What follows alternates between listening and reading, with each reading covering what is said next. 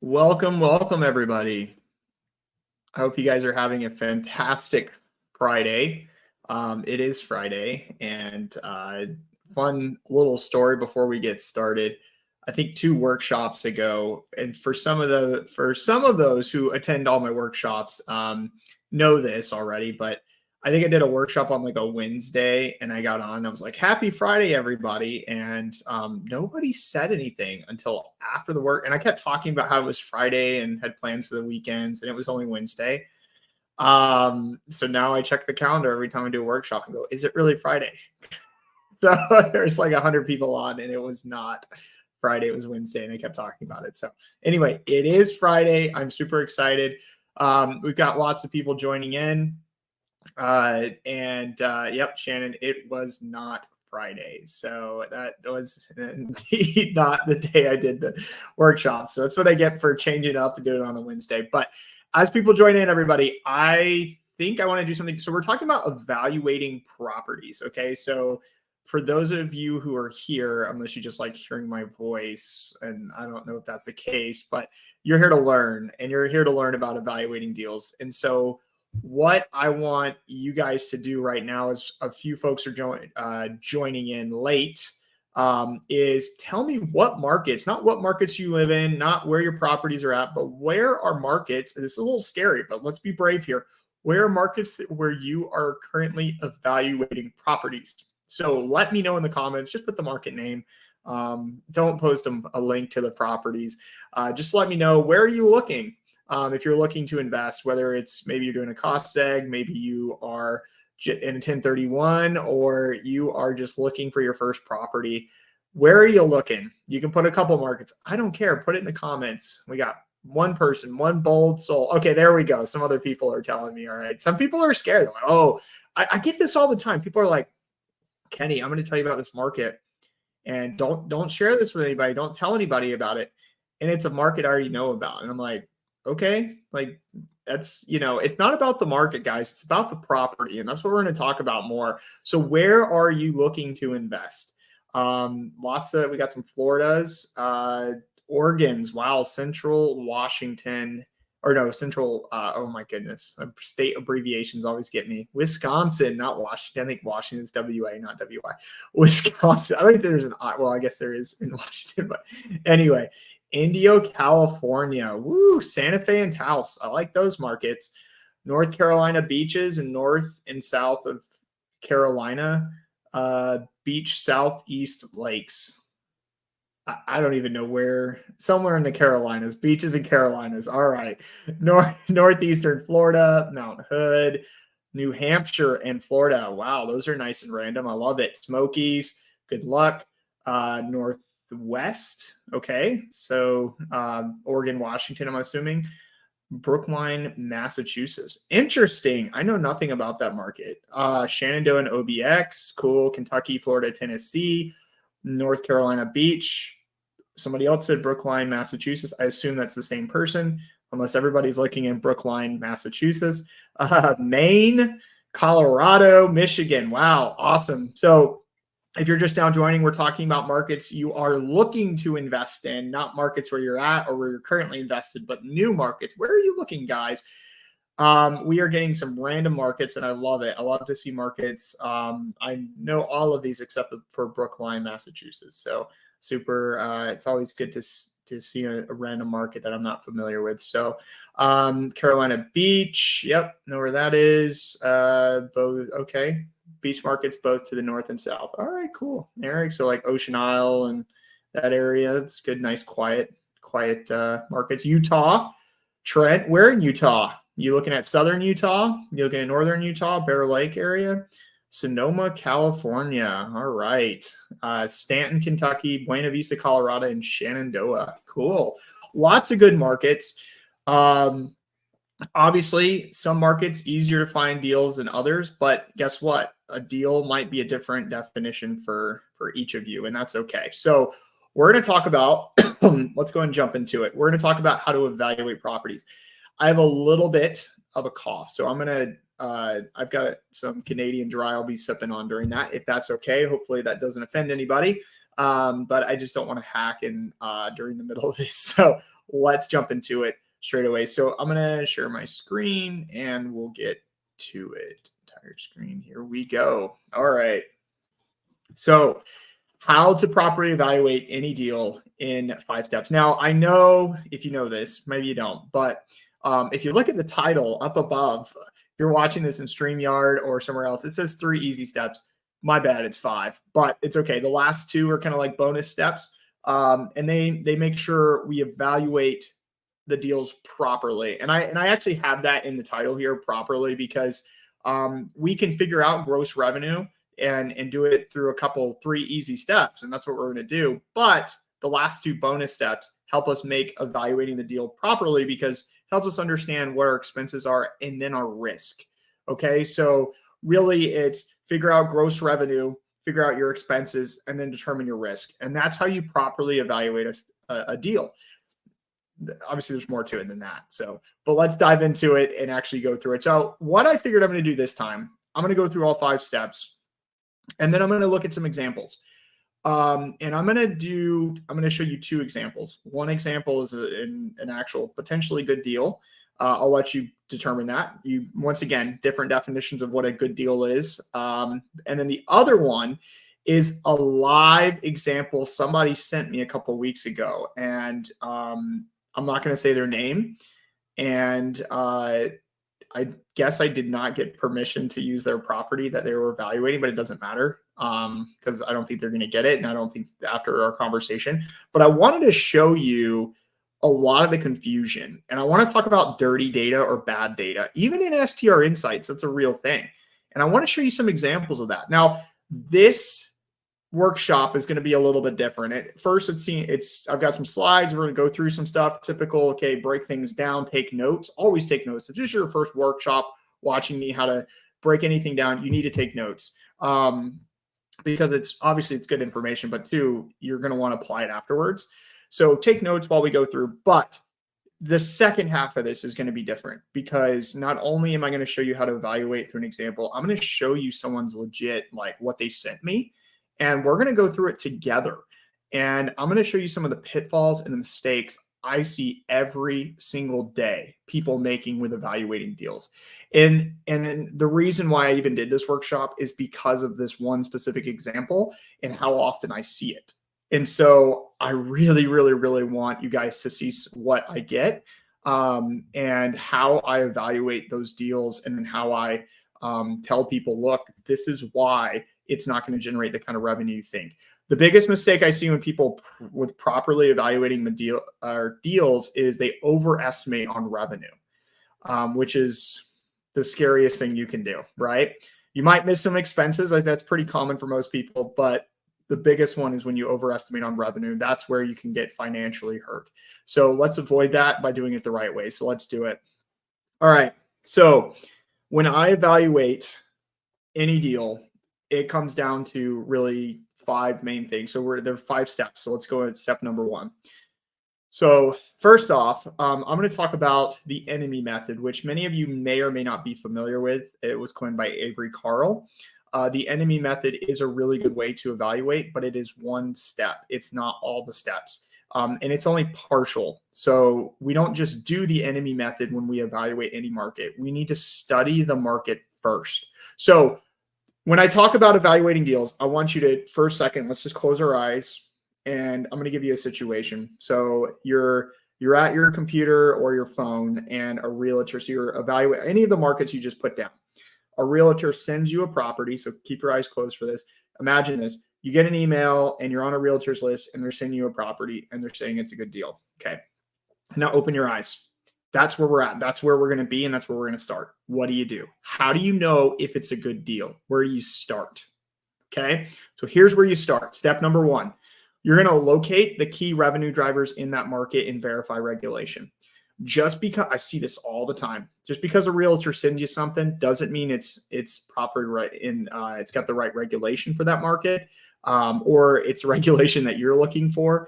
And then on top of that too, there's enough revenue drivers there that drive traffic. So what are revenue drivers? Think about, is it a beach market? Is it a mountain with views, national park, ski resort? I mean, obviously we have some 4 examples here: amusement park, colleges, city, things like that.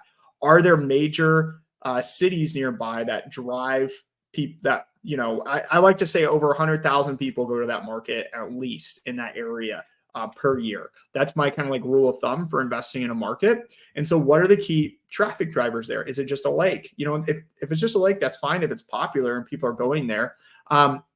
But what are the revenue drivers for that market? So when I get a property and someone sends it to me in a market, so like, for example, if whoever's from Brookline, Massachusetts sent me a deal from Brookline, Massachusetts, I'd be like, first off, why are people going there? Who's going there? What's the guest avatar? Understanding that. Before I even dive into the property itself and understand the property, I need to understand the marketplace. Okay. So when we understand the marketplace, that allows us to dive into where and what works in the market. So that's going to help us with step number 2, which is identify properties based on the 4 key things that drive revenue: location, quality of the property, so interior, exterior quality, design and decor, and amenities. All right. This is the enemy method in a sense, where you go in and you look at the market and you decide of that property, what's its location, what's the quality of that property, interior, exterior, what's the design decor, and the amenities alike for that property. But here's the thing. If you don't know what drives revenue in the market, are you going to effectively be able to do this? No, you're not. Because think about it.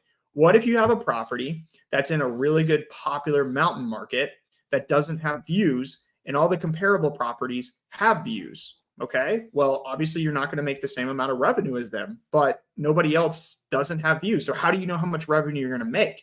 And are views the thing in the market that actually drive revenue? It could be proximity to something else. I really like, now this is a little bit of a controversial take, so don't like at me after this, please.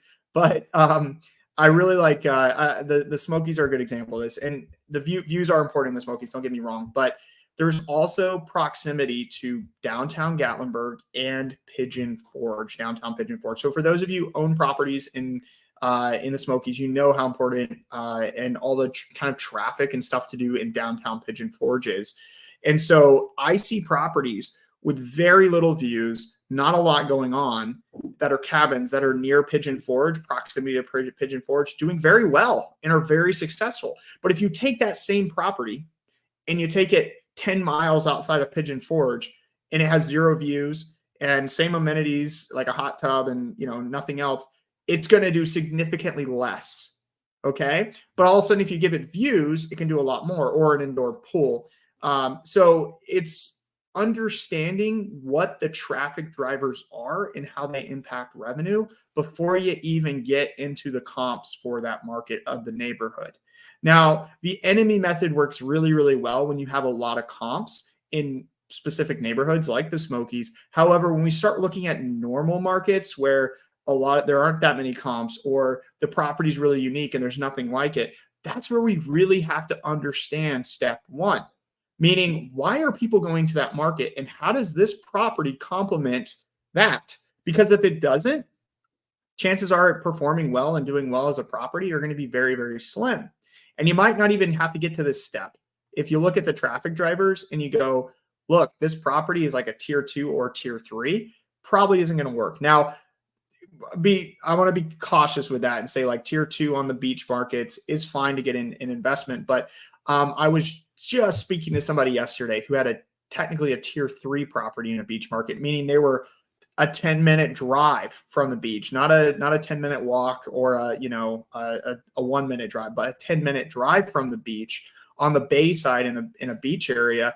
And they were like, well, the numbers, we ran the enemy method and all the numbers looked fine. But then now after a year, we're just not performing well because we're a 10-minute drive from the beach. No one wants to stay there. They're all there for the beach. So rule number 1, just emphasizing it hard, always understand. So step number 1, always understand what goes on in the marketplace first, and then dive into, okay, cool, let's understand and study the comparable properties in the market. All right.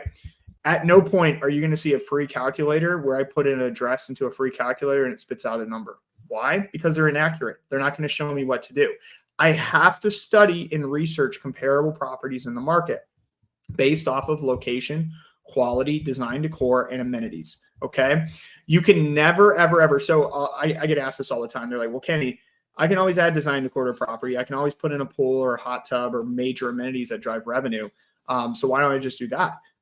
That's absolutely fine. But how does that impact, how much money you're gonna have to put into the property? That can impact the deal. And so understanding you don't have to have all 4 of these, and your property doesn't have to have, 3 of these at the given time, but you're going to need at least 3 out of the 4 to be successful in any market and to avoid market saturation. So let's dive in further. So I do want to, and also guys, if you have questions as I go through, I will do some examples. That's going to be the part 2 where we go through everything and actually show examples of how to do this. Because I know a lot of people are like, well, just show me how to do it, Kenny. I don't care what you're talking about. And I get that. But some people want to see the visuals, so we'll do that. But ask questions, put those in the comments, and I'll answer those as we go along. And I won't wait till the end. Okay, step number 3.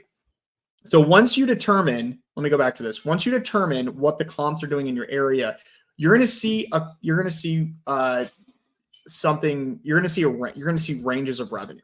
What I mean by that is that you're going to see some properties doing really, really well and other properties not doing so well.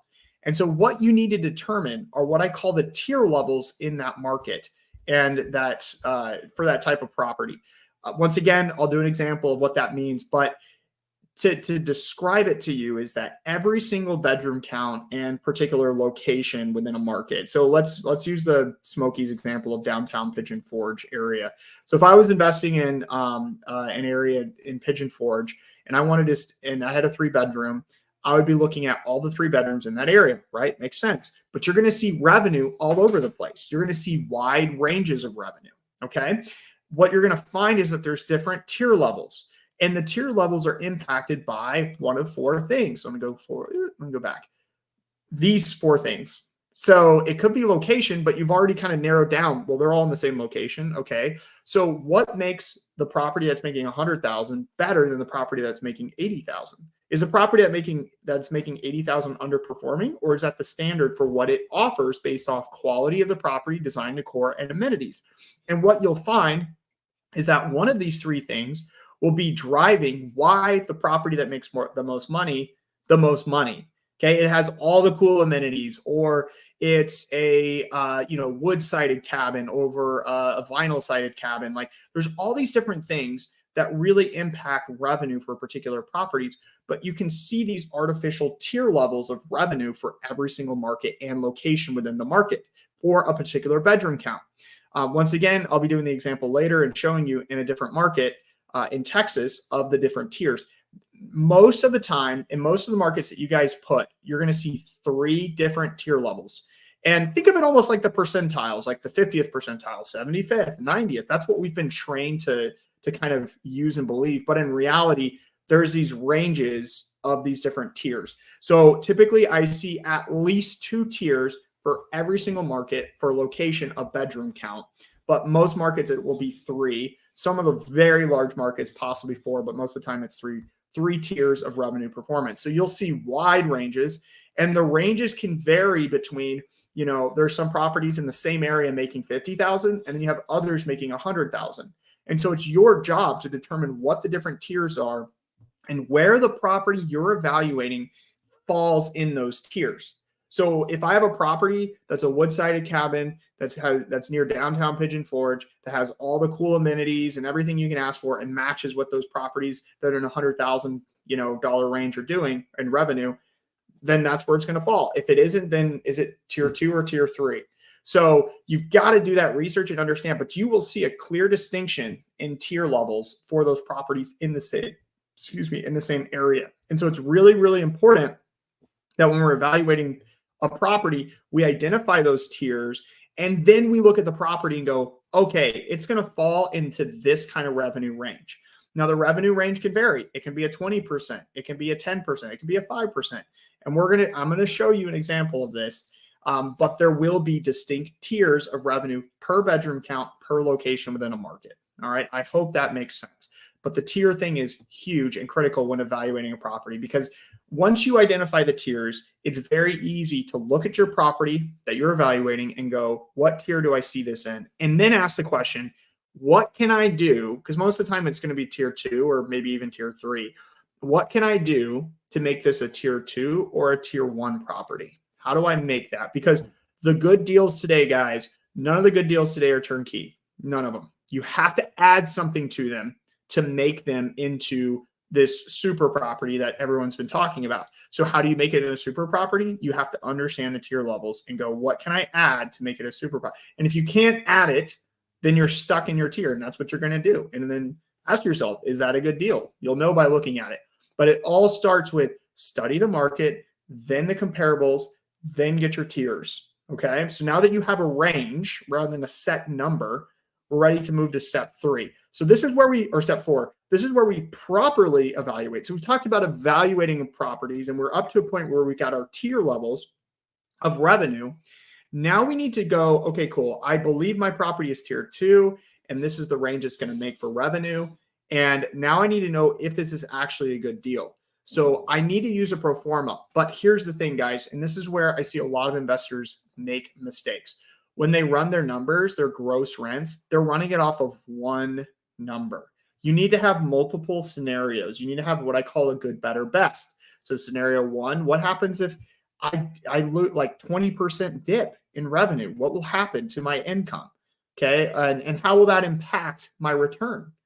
And then what's the middle case scenario? And then what's the best case scenario that I'm thinking? Usually I put the number that I think the property is going to make as my middle case.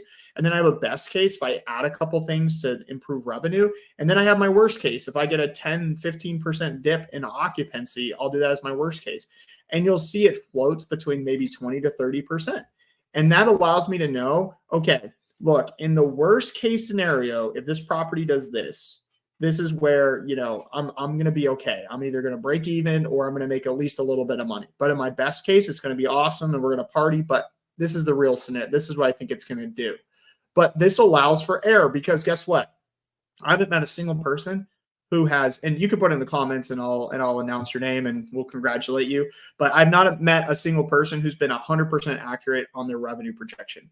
Maybe they've gotten within, $1,000. They said, oh, my property's going to make $100K and it, made $100,400. But in reality, that's not a perfect estimation. I don't make perfect estimations. It's usually within 5 to 10%. And if that's going to be the case, if that's the expectation in the norm, then why are we running all of our properties off one number? We need to be doing a range. Okay. So always have a good, better, best scenario. And that's how you properly evaluate.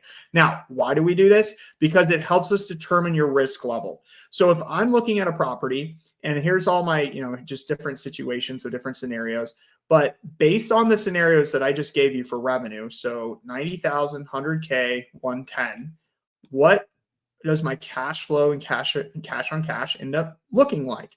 And am I okay with this being my worst case scenario, which is almost breaking even, meaning 15 years to get my money back or $10,000 a year for a particular property that I'm going to invest in.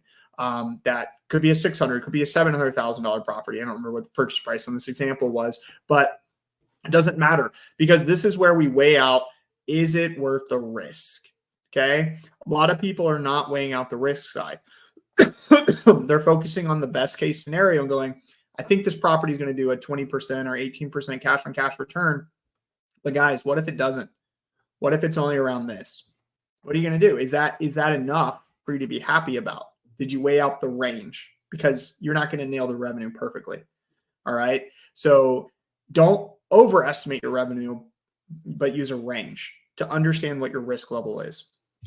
Excuse me, I gotta take a sip real quick. All right. I want to pause right here while I take a sip of this. Are there any questions before I get into the examples? There's no questions. Can you guys give me like a yes or no if any of this is making sense?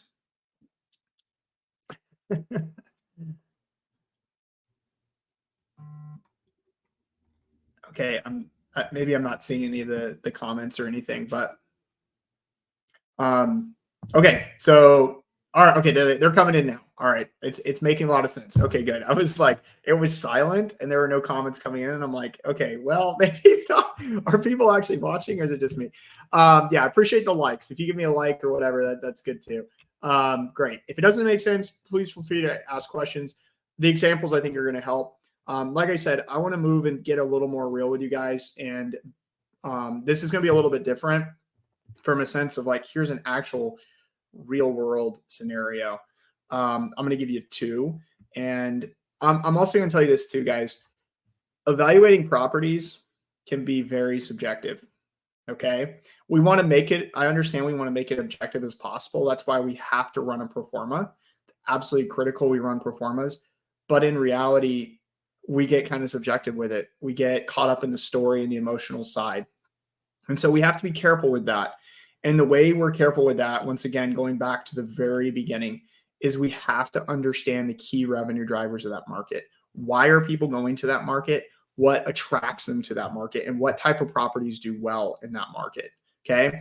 Before you even look at these four things of a particular property, you need to understand this in the marketplace, because that will help support what your theory is about why a property is going to do well if you think you found a deal. If you find you're telling yourself, hey, I love this property because it has a cool backyard, or I love the interior of it, or I can see my family coming here, or, I could visit here myself. That's not a good reason for an investment, especially if you're making this decision as an investment, but as a lifestyle asset, sure, jump all in, go all over it, but you're probably not going to make any money. And a lot of people rush into these things because there's an emotional decision there. So it's really, really important to help kind of minimize that emotion, because I understand this is an emotional business and it's hospitality and it's vacations and all that. It's emotional. I get it. But we want to minimize that as much as possible when trying to make logical decisions. And so to do that, really understand your market, then the properties in the market, then use a pro forma. Okay. Cannot understate the use of a pro forma. All right. Now let's take a look at, I want to start with a mistake that I saw someone make. And this is a real mistake somebody literally sent me. And I'm going to show it to you guys, and we're going to walk through what they sent me and why it's a disaster, just kind of waiting to happen. So I'm going to, let me back up out of this real quick. Okay, so excuse me. Somebody sent me this property here. Now this property is, I'm gonna tell you about the market. We're gonna go through the steps one by one by one, all the way to the end. And I want to tell you first what they sent me, and then you can make your, then we can go into the actual steps of properly evaluating property. This person did a lot of research, and I'm going to show you their spreadsheets. The purpose of these spreadsheets, now I'm going to show you, and there's going to be some numbers from different data providers, and this isn't any means of calling them out. This isn't on them. This is obviously the user pulled this data together, so it's more on the user of their product rather than the data providers themselves. So I'm not, please don't take it as me attacking them by any means, but you have to be careful with dirty or bad data. Okay, and I want to talk about this because even in STR Insights, I'm going to show you an example of some bad data, even within STR Insights, and I'm going to teach you how to spot it, because that's going to be key to properly evaluating your properties. And the whole premise of this is you cannot rely on one data point to make a revenue projection and feel good about it. Okay, most of you should not do that. If you have some experience and you're willing to take on that risk, by all means. But for most of us in most markets, we should not be relying on a single data point to make a revenue projection. And that's exactly what ended up happening here for a couple of reasons. And now I want to show you this property. So this lady sent me this property. It's in New York. It's on one of the Finger Lakes. And I just want to show you which one. And just so everybody's clear, like so this is the Finger Lakes in New York. I have a property here in Watkins Glen, New York, down here, and this property over here. They're all very similar markets, especially in the summertime. Very familiar with them. So I know, like, not to be cocky, but like, I know what I'm talking about. These are my stomping grounds. So I want to show you guys this property because we bought this for $600,000, and I want to show you a red flag out the gate. So this person, or they didn't buy it. Sorry, they're trying to get out of it. But this property, the sellers bought the current sellers bought this property in 2022 for $483,000. Okay, properties in New York don't appreciate this much in a year. So right out the gate, that's a red flag for me. But this lady doesn't know it, and that's fine. She just didn't know that that's like not a real thing in this market.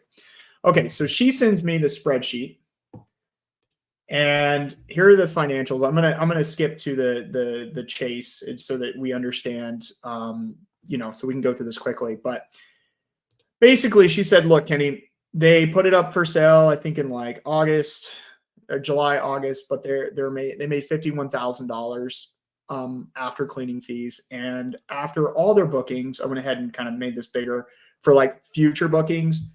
They made $60,000, but they only rented it from, did she say March? No, May of this year until October of this year was the plan. And this is how much money they made. So they only rented it half the year and made $60K. Like, there's a lot more room for potential here. I get this a lot. Oh, there's a lot more room for potential. And you're like, okay, cool. I get that. And so she sends me, someone said I can't see the numbers. Okay. Well, sorry, I don't know if I can maybe expand this a little bit more and it's a little better, but anyway, so maybe hopefully is that better if for those of you looking at this. I'm kind of telling you guys the story as we go along here. But she shows me this, and this is number one, the reason why I have problems with free calculators. She says I put the address in a free calculator and it spit out $118,000. Okay. The next thing is, let me hop over to another one, comps by month. Okay.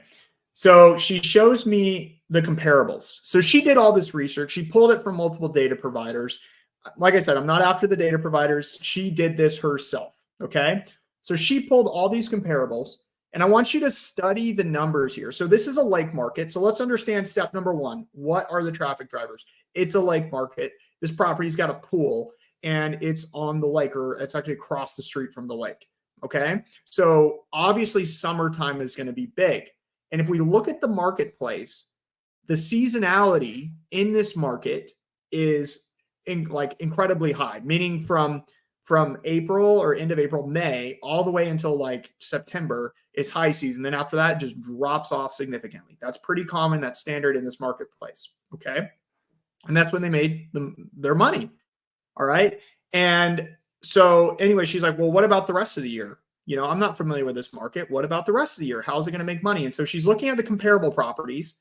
So number one, she missed studying the marketplace. She didn't study the seasonality of the market before she evaluated the property. Okay. So now that we've done that and we know that, I mean, when you look at the numbers, and I can go into STR Insights, by the way, and let me show you guys this real quick. Let me see if it's in here. Well, let me do a different market. Kind of ad hoc here now. What's our, I forgot the name of the market. Something. Anyway, I'm gonna do another one that's like, I'll do my market. That way it's the same seasonality. It's the same. I don't know why it's not. Oop, come on. There we go. Okay, so I go to market history, and I can see. Let me just do this a little bit easier to see. So like if I do bedroom count, if I select 3 bedrooms, okay, look, in the wintertime, it's just nothing.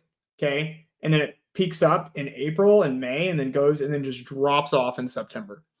So that's a market. It's down here. Remember, our market's over in like 2 lakes over, 3 lakes over. Okay. So you make 80% of your revenue in 4 months in that market, 80% for most properties that are especially on the lake. Okay. So now that we know that's step number one. We studied the market. We understand the traffic drivers. People are coming from New York and Philadelphia, Rochester, Buffalo. There's a lot of cities near there, travel there. So it's a great, Finger Lakes are a great market in case anyone's interested. And now we understand, okay, so we understand what's going on in the marketplace. What was step number 2 though? Understand the comparable properties based on location, quality, design decor, and amenities. Okay, so now we're looking at properties here, and these are the comparables she's done the research on. So we've got a property doing 48,000, property doing 45,000, property doing 90,000, 53,000, 45, and then I'm going to show this other one that's doing 127,000. Okay, so we've got 1, 2, 3, 4, 5, 6 comparable properties all along the lake that are making random amounts of money.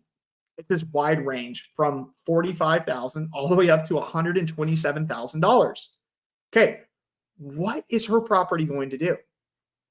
That's the question, right? That's what we all, that's obviously what you want to know. But how do we tell? Here's where there were question marks about the comparables. So just because, and I say any data provider, I don't just mean STR Insights, any data provider tells you a revenue number is a revenue number doesn't mean it's accurate. And there's a really easy way to tell. And we're going to pick apart these comps one by one, and I'm going to show you what's accurate and what's not by doing a simple step.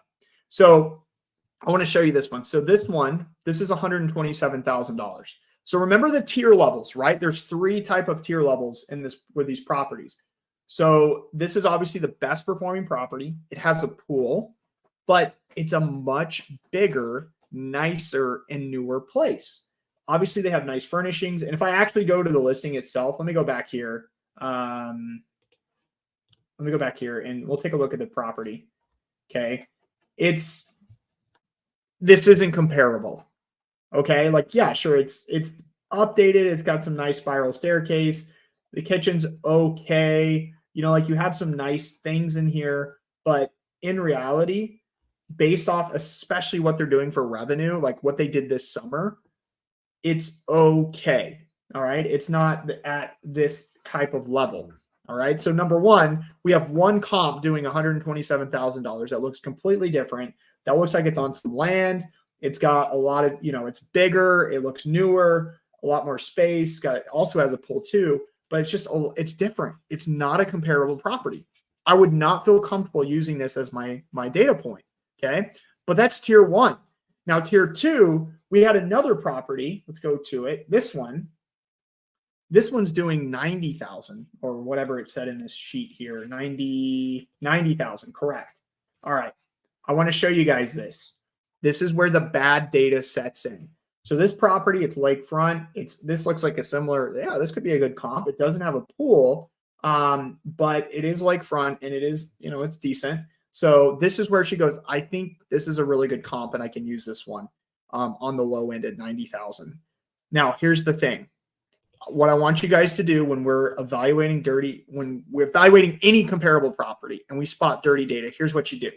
You click on the reviews, and this isn't a foolproof method, but I'm going to show you this, and it's going to open your eyes to how to find these and spot these a lot easily. Now, I don't want you to lose trust in any data provider or the sources, but you need to, every property needs to support and give you this strong, like there's these support lines in the data is what I'm trying to say. So yeah, it also has a view. It's not across the street too. Thank you, Matthew, for pointing that out. But Brandon says numbers are fine. Yeah, fine to me. So here's the thing. So what I do is I click on the reviews. They have 29 reviews. I look at the review dates and I look for consistency to tell me how often it's been rented. So October, August, July, June, May. Okay, great. And then from May 23 to August 2022, there are no reviews. What? Okay, what's going on here? I mean, it's possible that they just didn't get that many bookings, or, you know, this isn't the property for sale, by the way. This is an active listing that's being used as a comparable property. So, okay, well, all right, like that's a very wide gap in no reviews. And if we look at it again, we see kind of the same story, May, but then maybe November of 2021. Okay. And then we can go back and see, and it looks like they started in like, you know, beginning. See, they even got some reviews in 2021, maybe when COVID started. But in reality, though, they're missing gaps. What are they doing? Are they blocking dates? So someone asked, what's the thoughts on like a 3-bedroom, 4-bedroom? Yeah, that can make a difference. And in this type of market, heads and beds does make a difference. So yeah, and David, so any data provider, I'm not telling you like don't like distrust them, but do your due diligence, people. Don't just take what's there. So let me show you. I'm going to show you something, and maybe I shouldn't. I don't know if my attorney is going to reach out and be like, Kenny, why'd you do that? I'm going to show you STR Insights database of this property, because we also thought it made 90,000. We actually thought it made 94,000. I don't know what the time period is, but anyway, I'm going to show you the data, and I'm going to show you why it supports dirty data, or this is not a good comp, because the reality is this property, the dates were blocked for the summer or sorry, for the winter time. And it was picked up as bookings. So this property is not making $90,000 a year. It's making closer to 60. So I'm going to show you in our database. And for those of you who are into databases, that's great. You're going to understand that. And for those of you who don't, you're not, but just try to follow along. So, and if I don't know if we can see this, I can't make it any bigger because this is an application, not a website. But this is the property, and this is the revenue per month. Okay, for the last 12 months, the trailing 12. Here's what we found. So we found that so obviously the data supports in the summertime, they make a lot of money. You're seeing 11,000, 16,000, 11, 13. And we feel pretty good about that. There's reviews to back that up. There's, you know, lots of good, the price points, their ADR was really high. That's pretty common. That's what we would see. We feel good about those numbers. But here's where it gets really weird. In April, in April, March of this year, the occupancy, oh, sure, 16%. That's possible. They could have gotten bookings, but it was the exact same. And the pricing was the exact same from January all the way to April. And the occupancy was exactly the same. So they are 1,000% blocking dates during the wintertime. And it's probably blocked off during the wintertime. They don't rent it out, but it gets picked up as revenue. Okay. And you can even see December. And then check this out. This is what's sketchy to me. All right. And I'm talking about our own data here, but all the data providers picked up the same thing because we all have the same estimate of around 90,000. And I checked 96% occupancy. That's what that says for the month of November 2022. 96% occupancy. All right. If I go to this property and I look at their November of this year, I know that's this year. I know it's not last year, but I know it's this year. Guys, I have a property in this market. So I know like that's not 96% occupancy in November is not a thing. Okay. And I can show you my calendar. It looks almost like this one too. End of November last year. Look, do you think, what are the odds that they actually had 96% occupancy in November of last year? Little to none. Okay. So I understand you don't have access to see what I just saw and to verify that this is not an accurate comparable property that truly made $90,000. But I can spot it by looking at the reviews and flagging it as a red flag. And furthermore, if I go back to my comps, this is why it's so important. When I go back to my comps and I look at all of these properties, this is the only one that's making $90,000. Everybody else is making $45,000 to $53,000. That's a very tight revenue range. They're all lakefront. They're all making about like within this, what's that? 45, 50. They're all within an $8,000 revenue range. Okay. How do you think I'm personally going to evaluate this property knowing that number one, the first comp, the 130, that's not a real comp for this property. Number two, the comp that's making 90, it isn't an actual, I didn't make 90,000. It probably made closer to 50,000, maybe 55,000. So in actuality, this is the range and it supports it. The data supports it, but the user, the person who decided to run these numbers and do all this due diligence didn't understand that and picked the properties that they felt like they liked the most for the revenue. They said, well, there's two doing, 90,000 or more. I can do that. I'll be a better host than them. But guys, there is no actual evidence to support that in the marketplace. I know that might be a little controversial, and sure, you could have better hosting and have a better property, might do 60,000, but does that make it a good deal though? It's $600,000 purchase price. Heck no. It needs to be doing, here's the thing. Her break even, I think was like 85,000. So she was already hoping if it did 90, like that's a little bit above break even. So there's a lot of risk there. And the pro forma, there's no pro forma in here. It's all on gross revenue. So number one, we messed up not understanding what the market is. So they pretty much made all their money in the summertime and then they're dumping the property and selling it. So they made 80% or more, probably 90% of their income during the summertime, and then they're dumping the property and saying, "Oh yeah, well, there's 6 months that you could make more money. We only ran it for 6 months, and it should do more." But in reality, that's not the case. Based on studying the market, studying the comps, and understanding what the true lines are for the tiers are, and then understanding and running a pro forma to see if it breaks even. Okay. So John asked, every time I block dates, these tools think it's a booking. Doesn't everyone block some dates?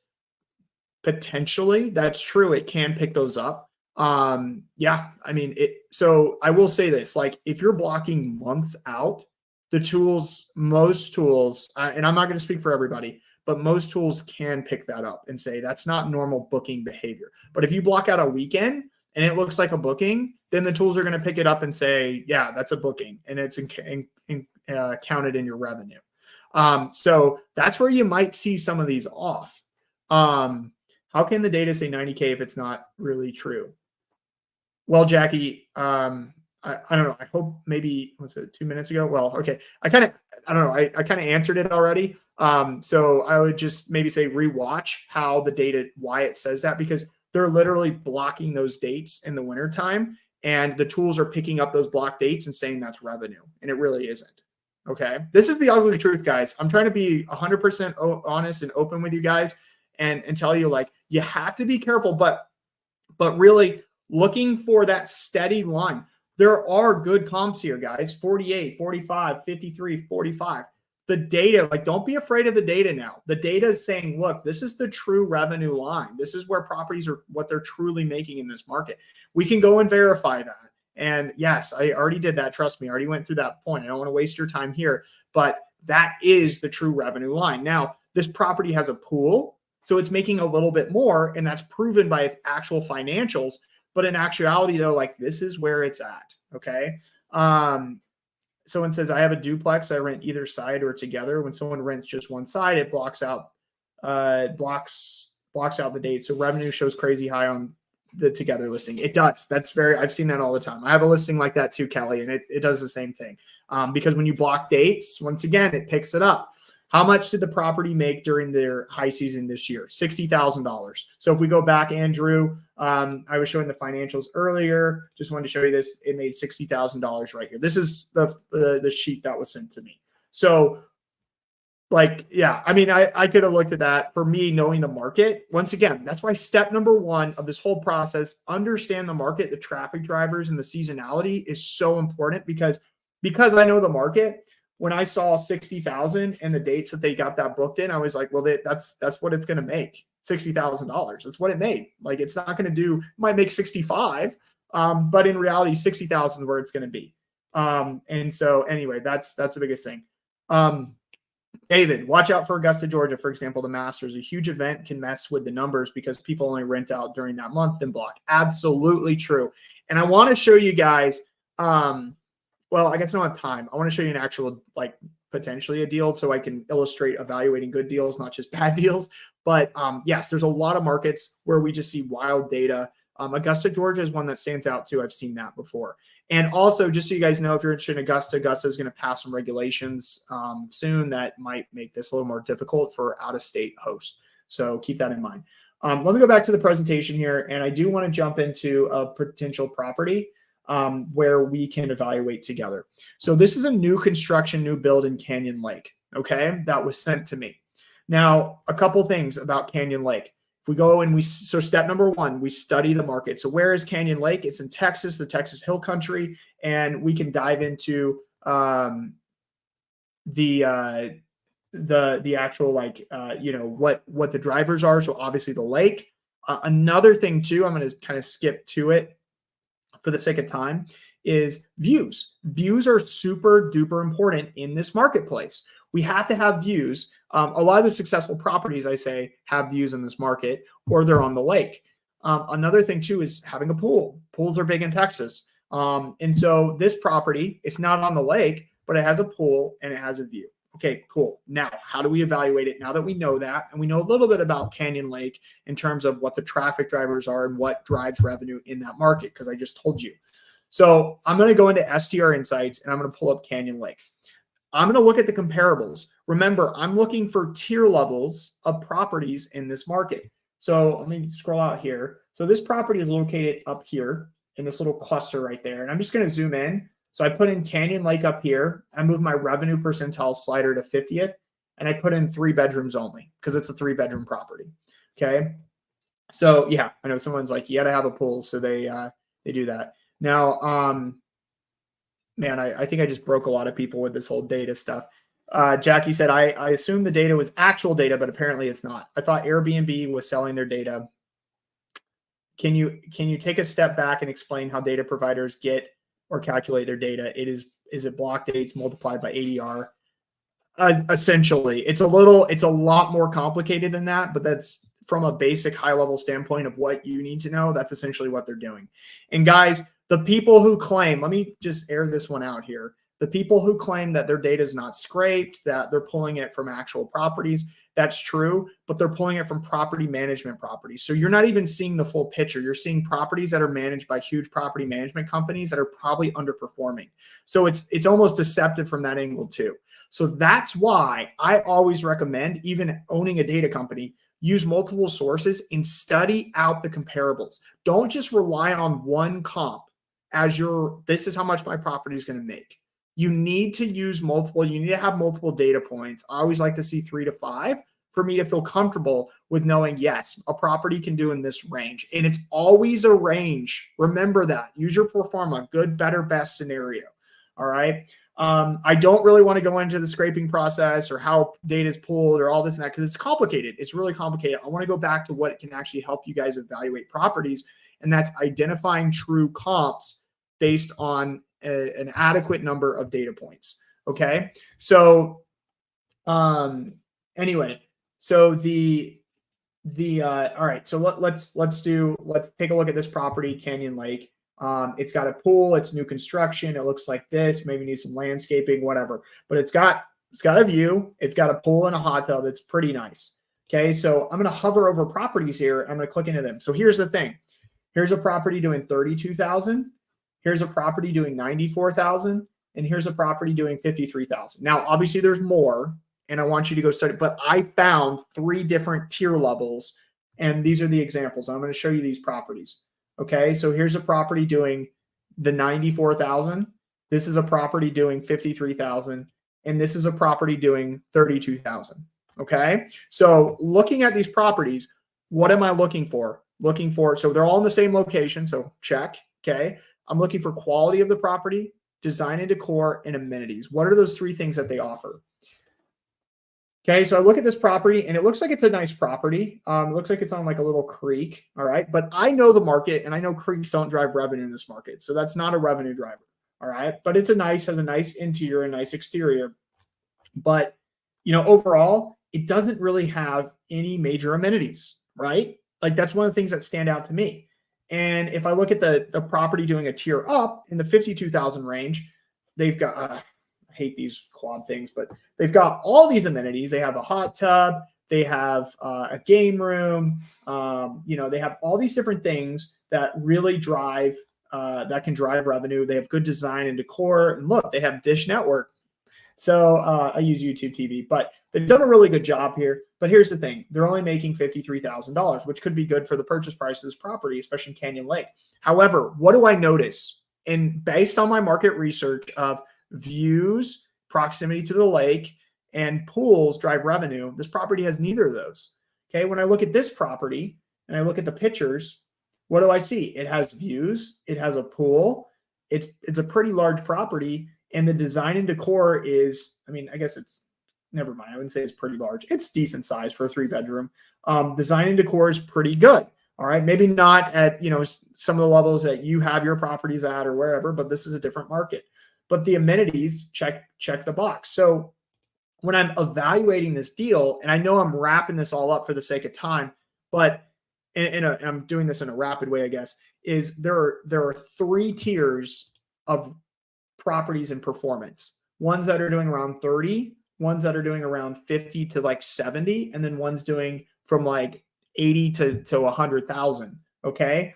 Based on my property and the type of attributes that it has, based on what drives value in the market, which tier, put in the comments, what tier 1 is the highest performing, tier 2 is the middle, and tier 3 is the bottom performing. Which tier do you think this property falls under? Put your thoughts in the comments. Just say 1, 2, or 3. Don't everybody do it at once.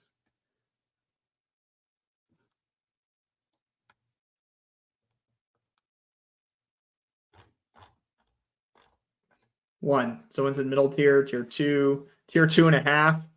Be interested in tier 1, tier 2. Okay. So guys, now we haven't looked at all the properties. You need to look at all the properties here. We don't have time to do that. Okay. So I understand that. Please don't stone me for not doing that.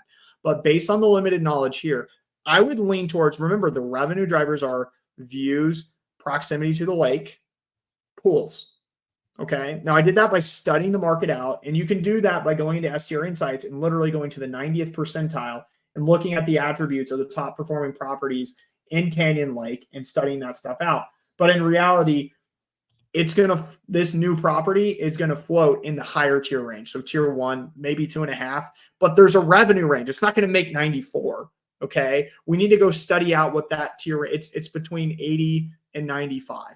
Okay. So for a $500,000 home, that might actually be a good deal for a lot of you, but it's got those major things, or two of the three major things that drive revenue in that market. A pool, heated pool. Okay. I know I didn't show you the,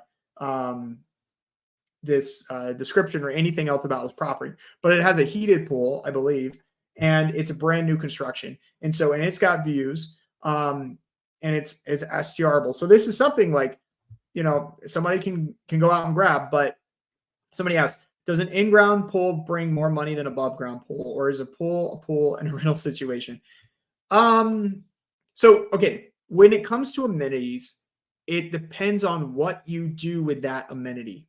So if you have an above ground pool that looks like a janky above ground pool, when we think of above ground pools, then yeah, it's not going to have as big of an impact as an in-ground pool, because the in-ground pool is aesthetically pleasing. But if you do kind of what this property did, which is it's an above ground pool and it looks a little bit nicer than like a typical one, they've got the deck here and all this other stuff. Like, yeah, that then having an in-ground or above ground, it's really not going to be that big of a difference. So it depends on what you do with it. And that's the important thing I think you guys need to take away from that with the type of amenities. So long story short, this one falls under the, in my opinion, closer to the tier 1. And obviously you need to do more due diligence with this property to study it out. But if you like it, feel free to call a realtor about it and learn more. But I do think it can do 80,000 or more in this particular marketplace. So that's the simple problem. Now, I've already done that. Now you need to put that into a pro forma. Does that make sense based on today's interest rates, estimated expenses for this property, and everything else? And remember, it's a range. Okay. I might say up to 95, but I have a low range too of 80.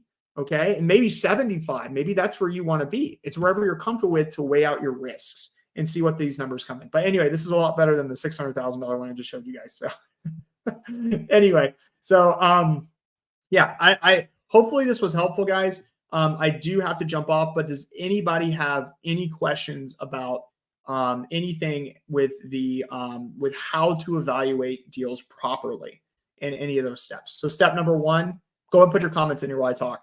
Step number 1, your questions. Step number 1, evaluate the marketplace first. Huge step. That's the biggest one. Step number 2, we call it the enemy method, or evaluating comparable properties nearby based on location, quality of property, design, decor, and amenities. Step number 3, we're going to evaluate, oh gosh, I forgot step number 3. We're going to evaluate a revenue range. Sorry, the tier levels that I mentioned. What are the different revenue tier levels, and where does this property particularly fall? Then step number 4, we're going to use a good, better, best scenario to understand what is our best case and our worst case. Then finally, step number 5, what is our risk level and how does that impact us financially if we don't hit our target numbers? Okay. If you do these 5 things, I'm telling you guys right out the gate, it will minimize your risk, and you'll also have, it'll be easier to evaluate properties as well. You'll have more confidence. I see a lot of people lack confidence when they evaluate. That's why they call me, and I help people, and that's fine. But in actuality, like you need to break these things down. And that's what gives you the confidence and everything. And hopefully I didn't steal that all away with showing you bad data, but I wanted to show you that because it's really, really important and it's real. And I see it every single day when people evaluate properties. They rely on one property that's an anomaly and it's bad data. So stay away, be careful with that. Let me skip here. Guys, if you still trust our data, and maybe we should have done that, you can use a promo code to subscribe to STR Insights, 15% off. I think it expires this weekend, but it's just eval23. You want to subscribe to STR Insights to be able to apply the skills I just taught you how to do. Also, if you need help evaluating a property, quick schedule this before. Oh, let me put this in the banner here. put the evaluation thing. You can schedule a call with me and I can help you and teach you how to evaluate a property or just evaluate one for you. If you need that assurance, I do that as well, or our team does that.